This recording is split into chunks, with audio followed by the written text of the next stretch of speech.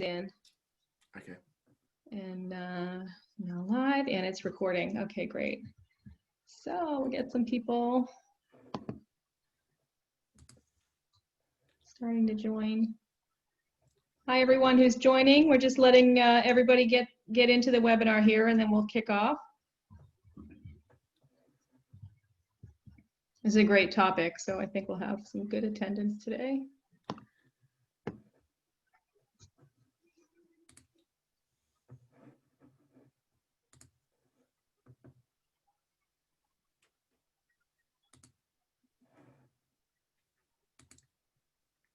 All right.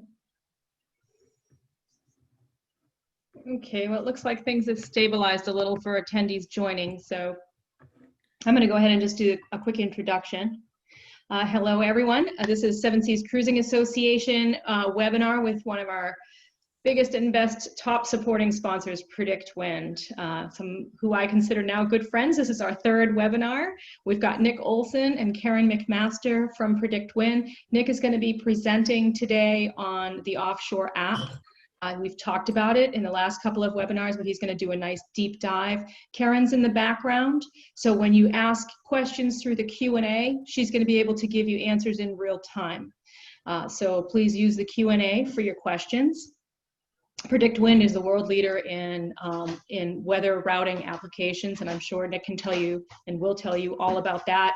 For Seven Seas Cruising Association, they're a tremendous supporter, and I also want to mention before they get started that Seven Seas Cruising Association members get a 20% discount on their first year subscription with PredictWind, and you can find out more about that on our website, ssca.org. I think many of the people on this webinar are SSCA sponsors. I'm just gonna I had another screen there, but I stopped it unfortunately just to share with everyone what we do at SSCA is we are for cruisers, both sail and power, people who want to have community and communication. We share knowledge and insights, and we provide education and mentorship. And it's been that way since 1952 or 53. We're an entirely volunteer-run organization. And so we appreciate you joining. And Nick and Karen, we appreciate your support. And I'm going to hand off to you now. And I'll go on mute till the end of the webinar. Thank you again for joining us, Nick and Karen. Go ahead. Thank you very much, and welcome everyone. I'm just going to see, have you turned my screen sharing on now? No, I still can't. I still can't use my screen sharing. Hello. No. Okay. I need Cecilia. Oh yeah, give me 1 minute for that to give you the rights to screen share. How? That we did not. That we did not. Let me see. Here we are, Nick Olson. Okay, I'm making you the host. There you go. Thank you. Should be good to go.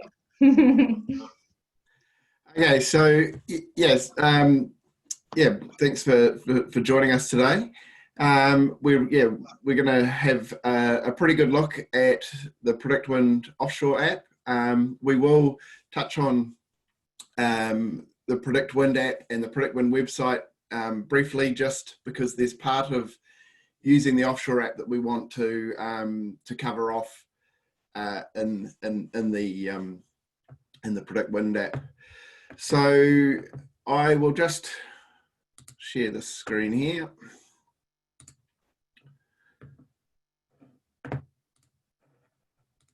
Okay, and scroll that up, and you know, I don't know whether everyone has watched the previous two webinars, so I'll just briefly cover off some of the basics.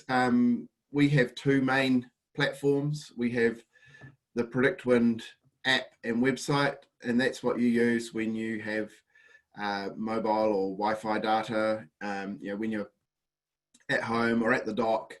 And yeah, it's got a huge amount of information in it, but it's designed for being connected to Wi-Fi.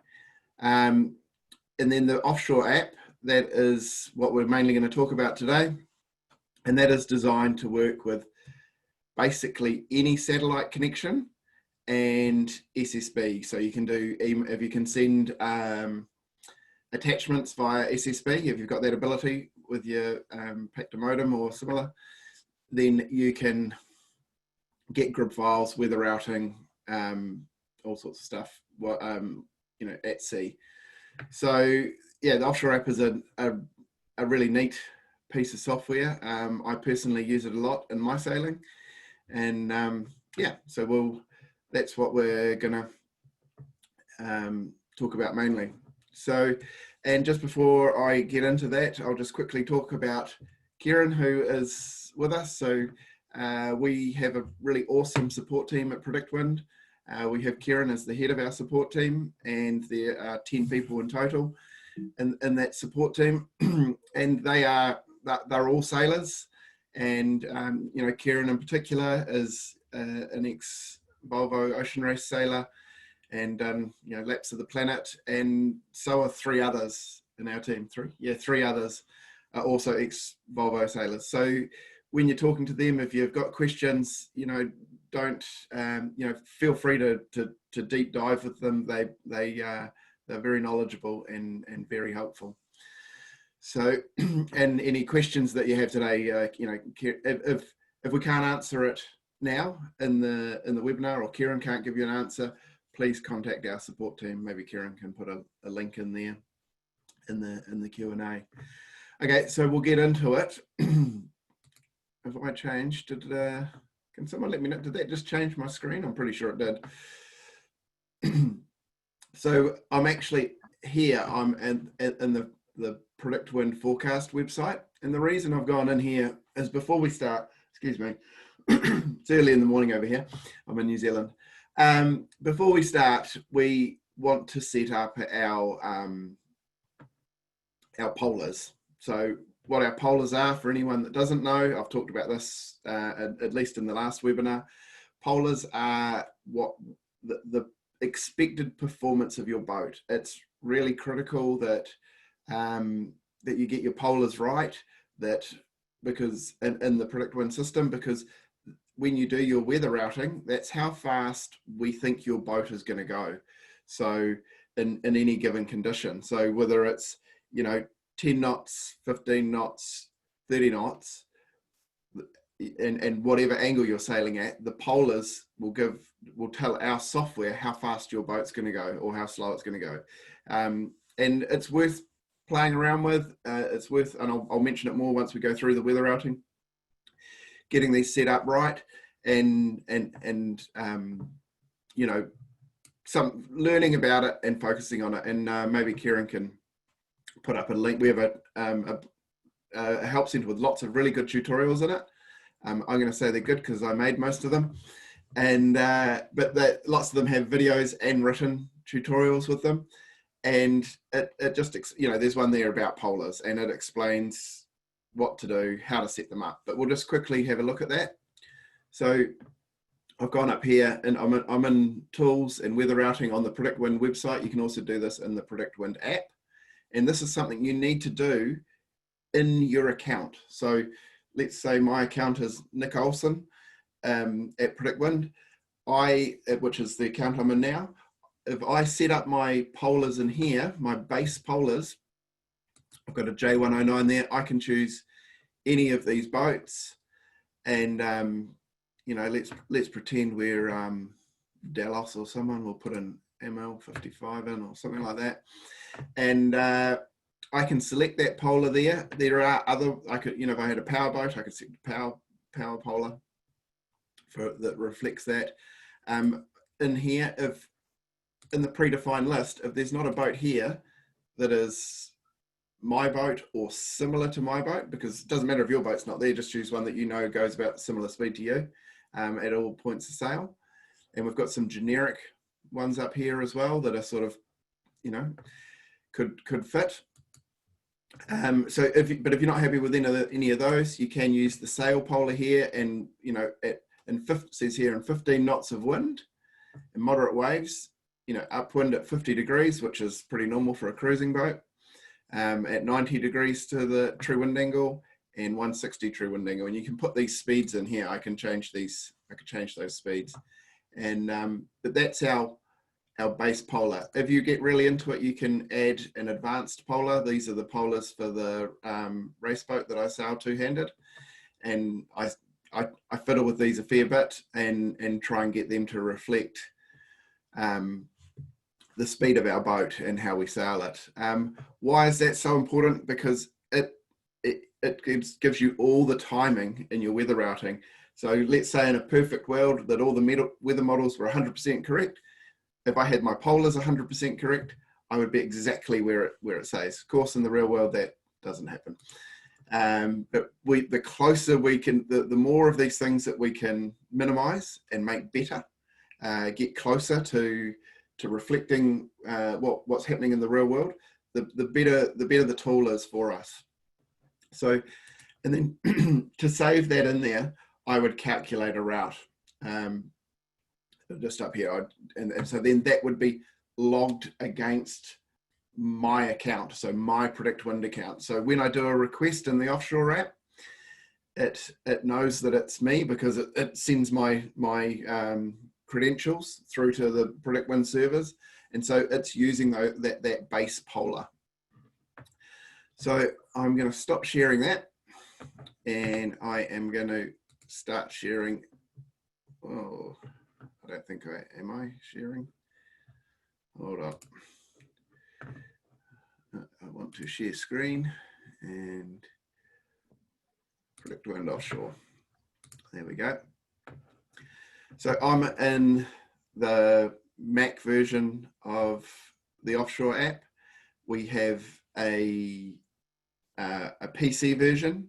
So Windows 7, if you still have a Windows 7 one, we do have a version that works on that. It is getting pretty old now. But the Windows 10 version that we have for PC, it's a Microsoft Universal app, which means that there's no weird sort of code in that. It's approved by Microsoft. It's that took us a long time to get that approval, and a lot of work to do things the right way, and but it's really good because it means that there's not going to interfere with any other software on your computer. So we also have an iOS version that works on your iPad or your phone if you've got a big phone. I say big phone because the screen size matters. I'm a big fan of the iPad. The interface with them is pretty similar. Because I'm going to do the Mac version today, Kieran could probably put up, there's a really good video tutorial of using the offshore app on the iOS device. And so very similar, and all the principles are the same. We try and keep the interfaces really similar. This Mac version, basically the same as the PC. We also have, it will also work on a Chromebook, so which is pretty cool. So I would, if you're going to do a passage like we've got sitting here, put it on your, put it on your laptops, put it on your iPads, put it on your phone, because you can use your same account on multiple devices. So long as you've got that those login details there, you're good to go. So we'll start from the beginning. I ran this route just before, getting ready for the webinar to make sure everything was that I was happy with. So but we'll just start from the beginning. And what we need to do is, the first thing we do is we need to select our start location. I'm just going to move this. Sorry, I've got the webinar attendee panelists on the side of my screen. If I open up this little box over here, I've got the lat long for my start waypoint and the lat long for my end waypoint. And you'll see here, if I move them, that lat long changes in this box up here. Same with this one. Okay, and why is that important? Because when I'm underway, I want to move my start waypoint to wherever I am at that time when I'm going to run my route. And so I might copy this lat long from Navionics or from my chart plotter, and I can put that lat long in. If I have an Iridium Go, which I don't think I've got one sitting around in front of me right at the moment, there'll be a little white dot on the screen because it's feeding the GPS in all the time, the GPS position from the Iridium Go. And so there'd be a little white dot on the screen, and I could just move it to wherever I am. So that's an off, wherever you are in the route, you move the start to wherever, wherever your boat is. So let's say that we sailed along and we got to here, and it's 12 hours later, and we're going to run another weather route. So we're not going to move our destination. Actually, let's go back a bit because I want to go through the Gulf Stream. Let's pretend we came up here. We left and took us 6 hours to get to here. Okay, so I'll close this box up here. If I had I could also save some routes in here. If I wanted to put some waypoints in for a particular reason, I could have some waypoints. I could add waypoints, and I could have a saved route in here. Just close that little box up there. Okay, so we're gonna do a download. So I've clicked on this download button over here, and what we'll see here is at the top here, I've got high resolution grids. So that's the PredictWind models. If I turn that on, you'll see here, we've got the PWG and the PWE and the 1K and the 8K. That means I can get the grid files of those high resolution models, because we are, and so I would have got those when I was in port, or if I had a high speed satellite connection, I would get those. But I'll come to how our weather routing works in a minute, and you'll realize that we don't need to do that while we're at sea. So for the sake of the demonstration today, we'll pretend we're on an Iridium Go connection, and you'll see down here I've got 22.4 megabytes. So that's a pretty big amount of data for any connection. And so I'll turn off these high resolution grids, and you'll see already we've dropped down to 4.3 megabytes. So the next thing we've got here, and this is what I will, one of the things I will be getting, is we've got the offshore grids. And so these are, not lower resolution grids. Probably briefly touch on that. I have talked about resolution and of weather models in the last two webinars, but basically, if we have a lower resolution grid, it's more granular. It's got less detail in it. If I had a high resolution grid, it will have land and thermal and pick up all sorts of really local effects. But these offshore grids at the 50K and 100K resolution, it gives us a smaller file, and we don't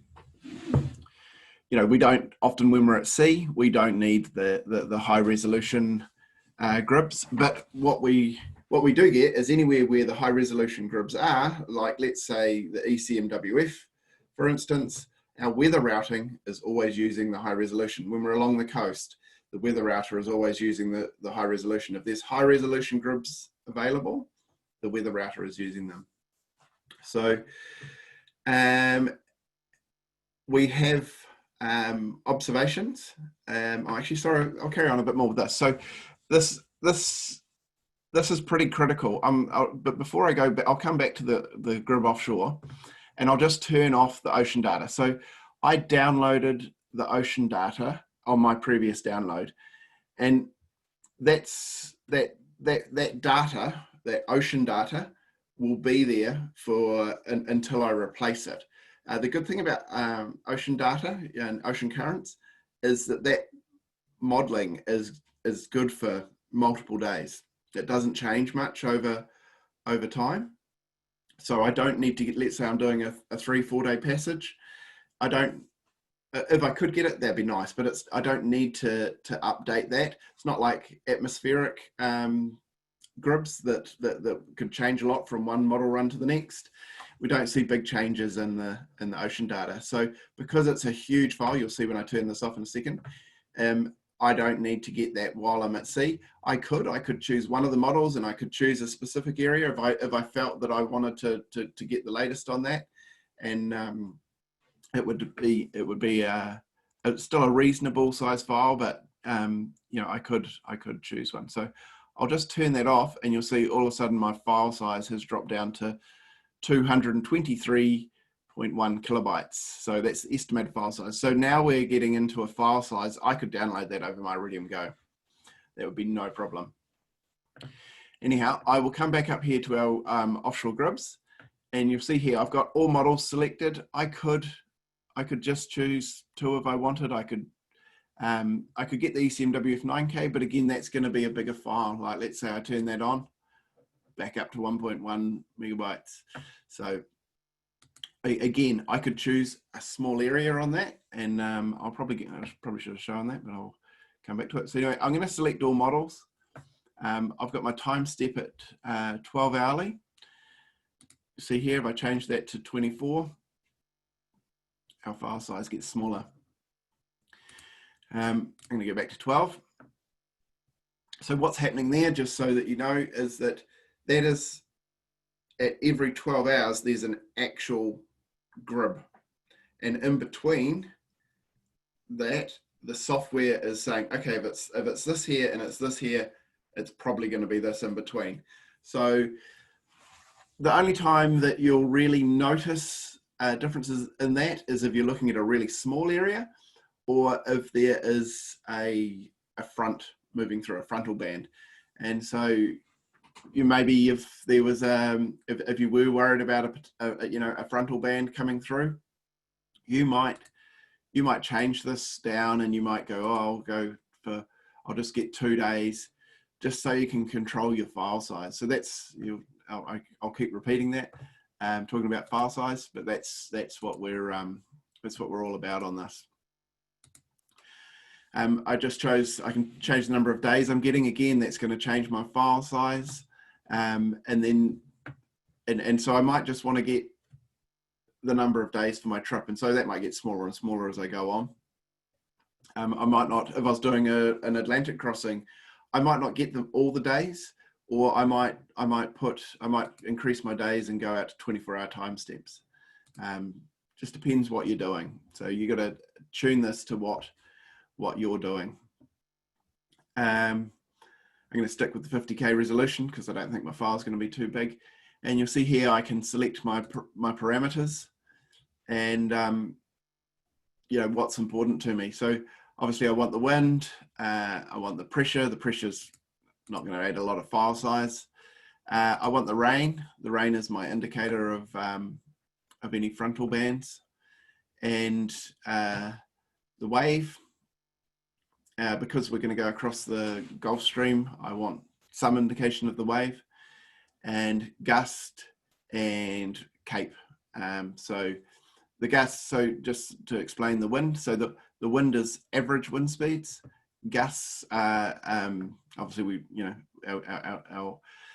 all know what gusts are, but really important to get the gusts, because let's say the trip is looking like it's going to be pretty windy, and when we're just looking at the wind grids, and then we flick over to the gusts, it can really show a different story. And definitely a good tip to have that. Cape is convective available potential energy. Let's say I saw, which is an indicator of instability, basically, so thunderstorms, that sort of thing. If I've got that would be a beware. If I can see high levels of cape, if I saw a frontal band coming through in the rain, and I had high cape levels, I would whenever the timing of that was going to be, or if I saw any clouds approaching, I'd be reducing my sail and preparing, and I would have that plan thought out in my head already. So just all about planning. We have observations, so we actually have observations at sea. which is pretty cool. That's a new thing. We have the NDBC Weather Buoys, and we also have so far spotter buoys. So being able to see what is happening, ahead of you is a great way to validate the grids. So they're not too big. And so I'll just click over to next, and here I've just moved on to the next page of my download settings. Here we have my weather routing. So I could change to departure planning, and if I was sitting at anchor somewhere where I only had satellite connection or SSB, I could get a destination spot forecast. That would just give me data for where I was sitting. So just wherever my red dot is. Anyway, we're here to do weather routing. So I'll just click on this little cogwheel here, and you will see that this is where I can actually, because I set my polars earlier, so my base polars were set earlier, I can make some little changes in here in the offshore app. And so if I make the changes in here, when I send my weather routing request off, these changes that I've made in here will be reflected in that request. So you can see here, I can turn this on and off. So we'll motor at 6 knots if the wind speed is less than 8 knots. So I've got my motoring settings on because I don't want to sit there wallowing around in no wind. But if I was a purist and just want to sail everywhere, I can turn that off. That's probably what I'd do. Anyway, we'll turn that on. And then, so my polar speed adjustment, let's say I don't know, someone's not feeling well, or, we're just not sailing the boat. We don't want to sail the boat as hard as we might normally. We can change our polar speed adjustment. And so I've got this down at 80%. So that's going to give me, all my results will be at 80% of what my base polar is that I set. You'll see here I've got the tidal and ocean currents turned on, which is very important. And then down here, these are what we call comfort settings. Not something I use. I'm not a fan of them, but it will try and avoid wind speeds and wave heights. If you are going to use this, be careful with it. Like, realize what it's doing. I mean, it's going to try and route you around something. I'd rather just have it set to give me the fastest route to where I'm going, and then I can analyze that data on my fastest route and go, oh, it gets windy there. I could look at the what's happening with the weather systems, and I might go, okay, I'm gonna head slightly more this way, so I actually just skirt around the side of that system or whatever. But I'm big fan of having that sort of control myself. A lot of people do like the comfort setting, but just if you are going to use it, understand what it's doing. So I'm going to go out of here, and so I've got my weather routing there. I could change my start time if I wanted to, but because we're already at sea, we're gonna have it on now. I'm going to get the GMDSS. That's a written text forecast. That's going to give me any warnings, and it's written by a meteorologist, and it's a tiny file size. See there, I've got 5 kilobytes. If I was in a rally, I could turn on the GPS tracking, and that would mean that when I did that, it would pull in the positions of all the other boats. So I'd be able to see all the other boats in my rally, where they were. It's pretty cool. A lot of really, really great feedback about that feature. A bunch of people that just did an Atlantic crossing, they didn't see another boat for sort of 5 days. Then all of a sudden they could see another boat on the GPS tracking, and they actually came together so that they could sail along together for a while. So it's a neat feature. It's a nice feeling knowing that there's other people out there doing the same thing as you. And yeah, very cool. Anyhow, I'm going to press next. And you will see here, I have my connection types. So we're on web. I could select Iridium Go. If I had a different satellite connection, I could get, it's a little box called an optimizer, and that allows me to connect via Wi-Fi. So I could connect my laptop or my iPad to the optimizer and do my downloads over a sat phone or any other, you might have a Certus connection, some other high-speed satellite connection. Global Star, if anyone has Global Star connection. Satellite, again, that's another way to connect to a high-speed connection. And email here, this is what we would do if we didn't have a data connection, a satellite data connection, we only had email, we would use this. And so this is what you would do if you are on SSB. You would save the request down here, and that request is then, you can save that to your desktop, and then you attach that file to your email. You send your email off, and that email goes to the PredictWind servers, and then they calculate the route, and then and your gribs, and they send it back. So then you do another send and receive on your email, and you get another email back with the attachments, and then you import them into the offshore app. There's a tutorial on how you do that.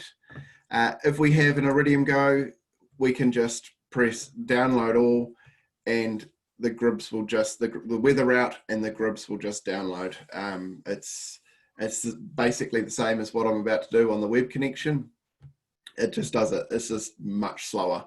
But the beauty of it is you can just click download all, and it will sit there. It'll make the satellite connection, and it'll just keep going until it's done. So if, let's say, it dropped its satellite connection, it'll just pick up where it left off once it grabs the new satellite, and it'll just start downloading again from where it was. So it has a mid-file restart, so it's not like it starts again. But yeah, it's a pretty clever piece of software how it does that. And yeah, very cool, very cool. Anyhow, I'll flick over to the web connection here because that's what I'm on. I have done a Iridium Go connection on the first ever webinar that I did, and it was cool. It worked. It did a mid-file restart, but I don't know how exciting it was for everyone, sort of sitting there for 5 minutes while it downloaded. So you see I've got all my file sizes here, estimated file sizes. So I'm going to click download all, and it's downloading those files, and you'll see that they don't point at the screen. You'll see that it's that these files they change a little bit as they download, because that's the actual. Before we just had an estimate, and the other one was the actual. Now you'll see here our weather route. He's still thinking. So what's going on there is, and this is sort of a really clever and really awesome feature of how PredictWind works. So what's happened is it's sent this file with where I am and where I'm going, and it's sent that off to the PredictWind servers, and it is literally doing 1 billion calculations. It's a nodal router, so every possible scenario is being calculated, and it'll come back with my weather out. But what it's doing at the moment is it's it's using the highest resolution grid files it can. So for ECMWF, it'll be using 9K, GFS, it'll be using 27. For the PWG and the PWE, if along the coast, it might be using 1K, then it might be using 8K, and then in the middle here, it might be using 50. And it's also calculating the current model. So it's calculating how it might deal with the Gulf Stream. And yeah, there's a huge amount going on there. So what the point of that is, and why that's clever, is that I could not download all that data. So it might be using 50 megabytes of data to do this calculation. And yeah, I couldn't download that on my Iridium Go, even if I had a super high speed connection. It would take me a while to download all of that and then calculate my route. So our route should be coming back pretty soon. And yeah, so we actually increased the time that it takes on this so it could fully optimize the route and give a better result. So hopefully hopefully we don't have a crash, but it's pretty clever. So quite shortly we're going to be doing an update on the weather router and especially how it will look, and it's going to have probably another webinar about that, but it's definitely going to be a bit more intuitive. You know, some people get a little bit stuck in with, oh, I want to follow the dots, whereas some of the time you don't need to follow the route exactly. It could be, you know, you could go this way or this side of the route, and that doesn't matter. You're best just to sail your boat how it's comfortable, what feels good, what makes it go fast, and sail it like that. But then there might be other critical parts where you do need to follow the route. So that will be shown on the screen in our router update that's coming out within the next month. So you'll see there where our weather route completed, and it was 3.3 kilobytes to do that weather route. The huge amount of information was crunched on the PredictWind servers, and then it sent that little file back, which is decoded by the software here.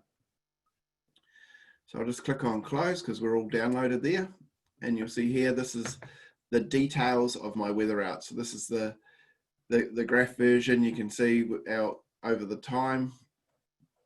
You know, there might be a bit of up and down in these models, but to me there's definite trends. You know, there's a pretty solid trend there across all models, which is a good thing. It gives us confidence that the models are all sort of singing off the same song sheet. And we can go through a bunch of different parameters here: wave height, wave direction, wave period. See here, it's quite short early on, so that's something we should think about. And this is obviously where we go through the Gulf Stream. You can see the current really rips up there, like three knots of current in the current direction as we move through. And yeah, I'm not a massive graph fan myself. I really like this. I really like looking at the route, where I'm going, what speeds I'm doing. But what is important here, and this will come back to our polars, just check on how long I'm going for time, is you see here the wind speed and the wind direction and the true wind angle. So true wind speed, true wind angle, my speed over ground. So I've got this is how you validate what your polars are. In this much wind, does my boat go this fast at this wind angle? So you see we've got all the models here for that, but that's where you go, oh, actually, you know, this is too slow or too fast, and you can tweak that polar percentage, or you can go back and rejig your polars. So we've got the summary of the route there. We've got coordinates if we wanted to grab a couple of these coordinates and of critical times and chuck them into our plotter. We've got our wave height for the route, you know, through time. Currents, you'll see here where we go through the Gulf Stream, and then just here I could export one of the routes. So this is actually pretty cool. If I had some navigation software on my computer, or if I had some on my iPad, I can export the route. And so I can export one of the weather routes into, let's say, Navionics or iNavX or whatever one you want to use. And so you can have the weather route and where you're going in your navigation software, if that's what you're using. Or you could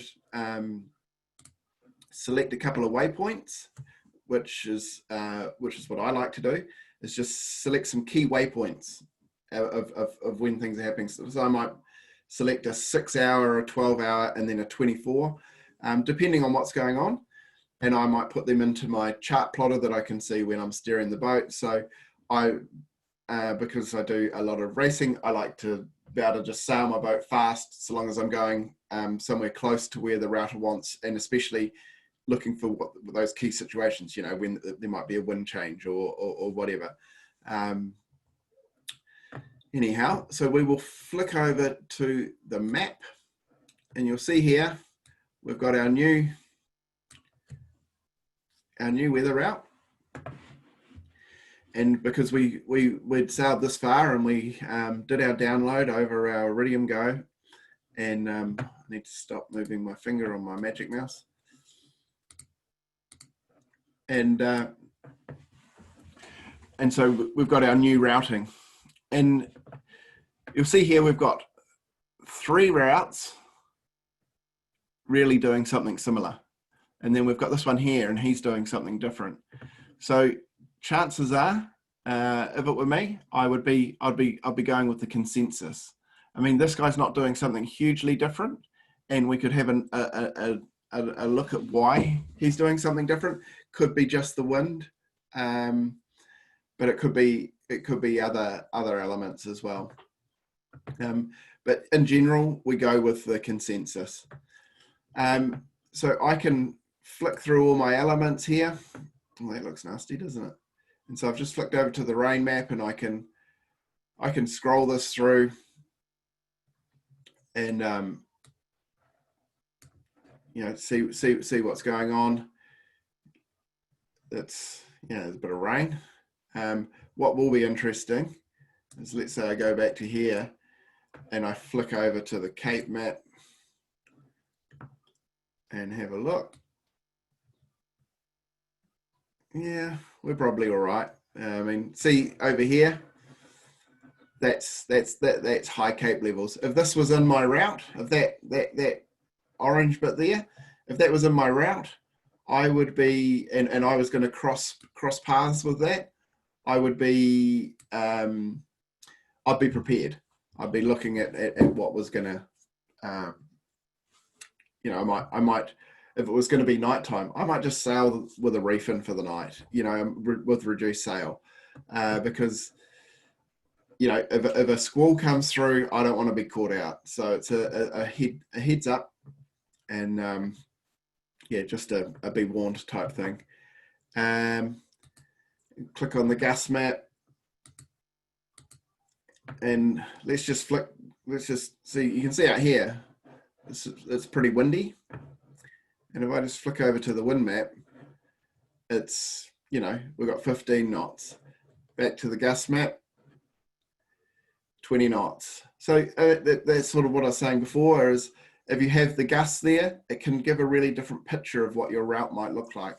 So a really great parameter to have. And we'll just have a quick look at the wave map. And we don't have, you know, that all looks pretty benign to me. I can click on the map here and I can see the wave height. That's all good. So, but what we do want to look at, so we just go back to our wind map, and I can flick between the models here if I want to. You know, and they're all saying much the same thing. You can see we've got our breeze coming down here, but what we probably would have planned on before we left is we would have come into here, into ocean data, and you can see we've got the Gulf Stream running up here. And we want to make sure when we get to this Gulf Stream, so where are we? About here.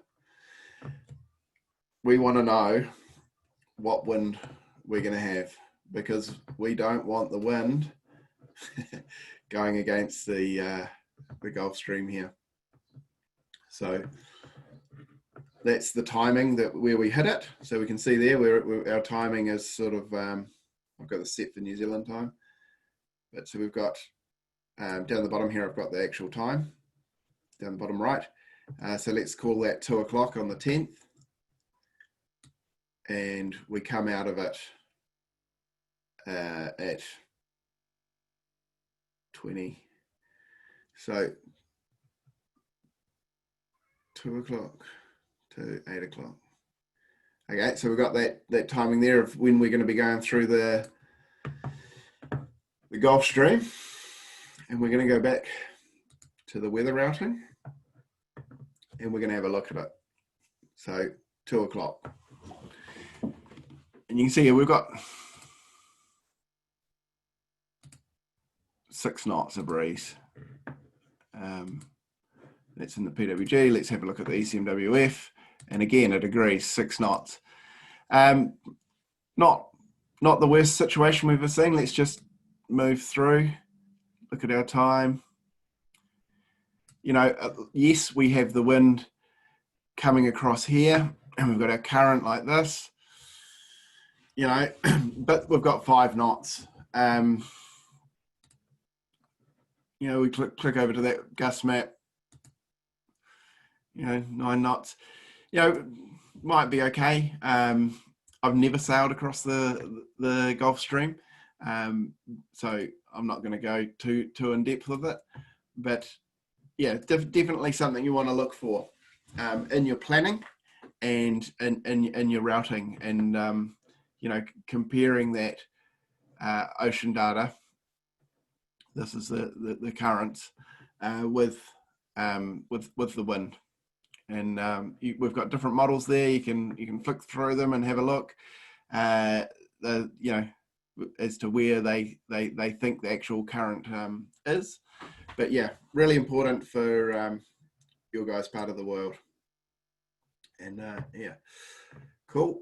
And what we also want to have a look at is our GMDSS. And you'll see here, this would be at this time of the year, this would be our heads up for any hurricanes. You know, tropical storm. It's covering a really big area, and so you just need to work out which area you're in, and see what it is that you need to be on the lookout for. But yeah, a really great tool to have to just give you a bit more of a heads up as to what else is happening out there. Might be things in here that you don't see in the grids. So yeah, so you see it's covering this whole area here. It will be written by a meteorologist at NOAA or several, and so really powerful piece of information. And you'll see there is a bunch of other things in here. Satellite imagery, I didn't download it. I don't use it a lot myself, but might be something that you like to use. You know, it's another tool. The more information that you get, the better. Let's have a look at my, okay, so there wasn't many observation points in there, and these 2 X's, that means they haven't updated for an hour. So we're actually going to change that so we can see more of them. But let's click on this and see what we've got. So we've got a station here. I don't know exactly where that is, but it does give us some indication of what's been happening in that part of the ocean. We can compare what's happening now and what the trend was, and we can have a look at what that, you know, so let's say that says 5.8 knots at that point now, and I can go back to my weather routing, and you know, the wind, the grib thinks it's 6 knots around this area. So the weather model is doing a pretty good job of predicting what is actually happening out there. So that gives us confidence in the forecast, and just another little tool in our toolbox.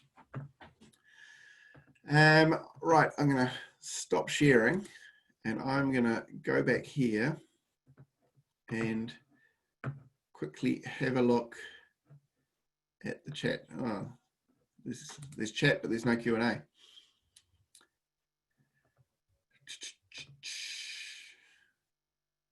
Okay. I don't see any questions. Is there questions? There's no questions. The Q&A's all been answered, I think. So yeah, anyone that wants to contact us after can just email support@predictwind.com. Cool. Is it, I mean, I think that's pretty much what I can cover off. Is there anything else that you think I've missed there, Kieran, or something that I want to emphasize, or? No, I think it was really good. Yeah, just, you know, setting up the pollers is the key, and just practice, start using it now. Yeah, that's a really big thing, is get the software and use it. Have a play around. You know, try things out. You know, be prepared. But you know, use it for 2 months before you go on your trip. You know, send Kieran difficult questions. You know, it's fun. You know, find a boat out at sea. Do its weather outing. You know, like, yeah, find something on IIS tracker and do some weather routing for it, or run the passage that you're going to do, and see what happens at different times with different weather systems. It's yeah, it's fun if that's, yeah, I think it's fun. Anyhow, and yeah, and I just see someone here that asking about a trial version. If you want to have a go, get in touch with our support team. They can hook you up with a trial. We also have a money back guarantee, and I can tell you that doesn't get used very much at all. So, you know, a 3-month money back guarantee. If you don't like it, we'll give you your money back. But we don't see that happening. Most people, once they use it, once they understand it, really love it. So yeah, cool. Well, I'll stop talking. Well, thank you so much. That was brilliant. Every time you do a webinar, I learn something new, and I've been a subscriber for years and just can't believe how underutilized the tool has been on our boat. So really thankful for the education. And thank you also again for your time, and just having that opportunity for our members to meet you and connect with you and have the live time chat and get all of this knowledge from you is really fantastic. So we appreciate your time and your support for Seven Seas Cruising Association. And yeah, thanks again for a great webinar. And Karen, thank you for being back there, answering all the questions brilliantly as always. And for those of you who have additional questions, as Karen said, please just email support@predictwind.com. And don't forget, SSCA members get that discount on their first year. That's membership perk for SSCA. So we appreciate you all. Have a great evening, and we'll be posting this recording. If you missed anything, you can come back and watch it. Awesome. Great. Thanks, Nick. Thanks, Karen. Thanks, everybody. Everyone, thanks, Joan, for joining. Take care, guys. See ya. Bye. Thank you. Bye. Oh, it's me that